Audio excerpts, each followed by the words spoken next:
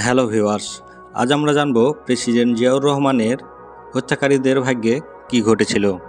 বাংলাদেশের স্বাধীনতা ও রাজনীতির প্রেক্ষিতে জিয়াউর রহমানের অবদান অস্বীকার করা যায় না। স্বাধীনতা যুদ্ধের যে 11টা ফোর্স ছিল তাদের ভিতরে তিনি ছিলেন জেড ফোর্সের অধিনায়ক। যে কয়জন বাঙালি সেনা অফিসার যুদ্ধের প্রারম্ভিক সময়ে স্বাধীনতার পক্ষে যুদ্ধদেহী মনোভাব দেখিয়েছিলেন তাদের মধ্যে তিনি ছিলেন অন্যতম। এরপর বিভিন্ন ঘটনা প্রবাহ শেষে জিয়াউর রহমান রাষ্ট্র ক্ষমতায় আসীন হন। তার রাজনৈতিক ক্যারিয়ার ছিল ক্যারিসমেটিক, সকলের প্রতি মনোযোগী করতে তিনি ছিলেন খুব দক্ষ। গ্রাম বাংলায় এখনও বয়োবৃদ্ধের কাছে ওনার সফলতার গল্প শোনা যায়। কতগুলো বিপদগামী সেনাদের হাতে চট্টগ্রামের সার্কিট হাউসে তাকে নির্মমভাবে হত্যা করা হয়। তিনি যেহেতু সেনাপ্রধান থেকে পরবর্তীতে রাষ্ট্রপ্রধান হয়েছিলেন এবং ওনার মৃত্যু সেনা দ্বারা সংগঠিত হয়েছিল, তাই তখন ওনার হত্যাকাণ্ডে সংশ্লিষ্টদেরকে মার্শাল ল আইনের মাধ্যমে বিচার কার্যকর করা হয়। সামরিক ট্রাইব্যুনালে যে হত্যাকাণ্ডে জড়িত থাকার দায়ে 18 জন অফিসারকে অভিযুক্ত করা হয়। এদের মধ্যে 13 জন মৃত্যুদণ্ড এবং বাকি 5 জন বিভিন্ন মেয়াদে কারাদণ্ড লাভ করেন। এই অফিসারদের 1981 সালের 1 থেকে 3 জুনের মধ্যে গ্রেপ্তার করা হয়েছিল। মেজর জেনারেল আব্দুর রহমানের সভাপতিত্বে 10 জুলাই 1981 থেকে 28 জুলাই 1981 সাল পর্যন্ত চট্টগ্রাম জেলে সামরিক আদালতের কার্যক্রম পরিচালিত হয়। রায় অনুযায়ী 12 জন অফিসারের মৃত্যুদণ্ড কার্যকর হয়। পাকিস্তান ফেরত অফিসার জেনারেল আব্দুর রহমানকে পরবর্তীতে 1983 বা 84 সালে ফ্রান্সে রাষ্ট্রদূত হিসেবে প্রেরণ করা হয় এবং সেখানে তিনি রহস্যজনকভাবে মৃত্যুবরণ করেন।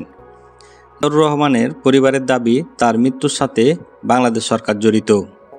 মৃত্যুদণ্ডপ্রাপ্ত কর্মকর্তাগণ হলেন brigadier Mohsin Uddin Ahmed, colonel M Abdur Rashid, লে কর্নেল এম মাহফুজুর রহমান, লে কর্নেল এম দেলোয়ার হোসেন, লে colonel Shah Mohammad Fazle Hossain, major A Z Giasuddin Ahmed, major Rowshan Yazdani Bhuiyan, major Kazi Muminul Haque, major M Mujibur Rahman, captain Mohammad Abdul Sattar, captain Jamil Haque, লে কর্নেল রফিকুল হাসান।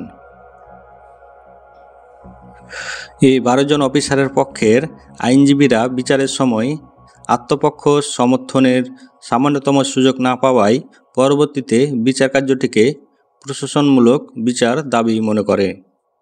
কারাদণ্ডপ্রাপ্ত হয়েছিলেন লে মোসলে উদ্দিন, যাবজ্জীবন কারাদণ্ড।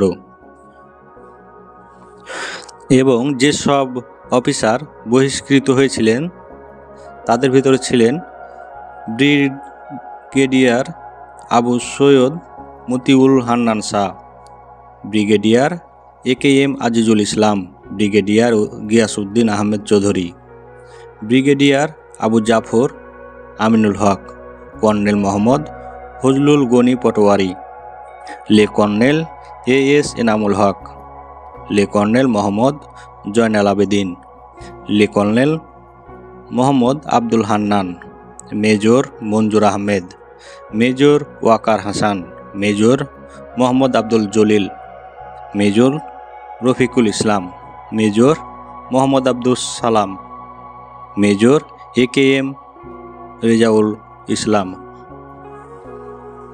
Major Mohammad Asaduzzaman, captain Zahirul Haque Khan, captain Mazharul Haque, captain ASM Abdur Hai, captain Ilias, লে কর্নেল আবুল হাসেম।